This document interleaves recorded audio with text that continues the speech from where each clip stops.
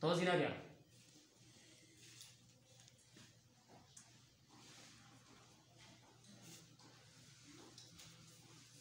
Wannan tsakar tsirkakkiya ce. Wato Kin farar da mutuncinki domin kin ba shi haƙuri a gaban ma'aikatanki. Wai dan Allah ya kike so ki dinga yi min yawo da hankali ne? To wai ko dai idan na je na ba shi haƙuri. da farko na ce ba zan je ba kika ce min sai na je. Kuma ke kika ce idan na je na ba shi haƙuri. Kuma ke mun gane na ko? Menene ta zartin da yau? Menene na tozartin da yau?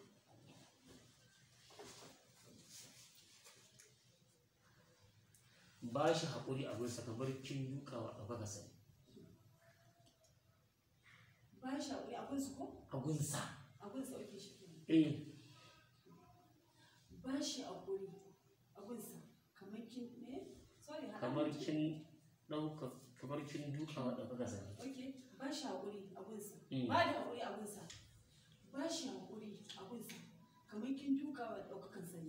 Amma kuma kin zubar da kimar ki a gaban ma'aikatan ki. Amma kuma kin ɓarar da kimanki a gaban ma'aikatanki. Maimaita.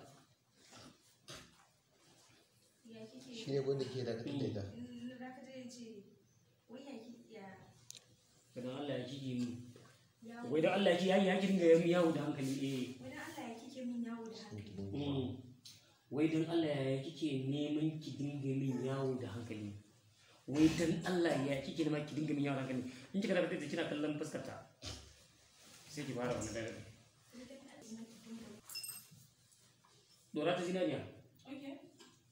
To, Ya ne kuma kamar shi a ƙarƙashin. Kuma kamar kin zubar da kimar ki haƙurin ma'aikatan ki. Action.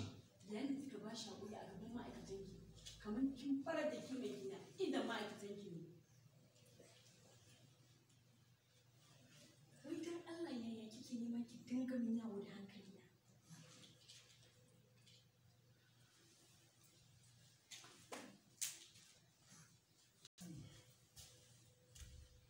Wai dan Allah yaya kike neman ki dinga min yawo da hankali na?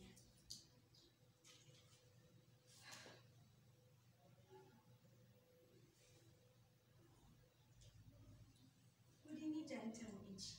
Ko dai daga sai ni jami'in abinci. Action. Kudi da gaske ni jami'ar abinci. Na ce aje bin fashi.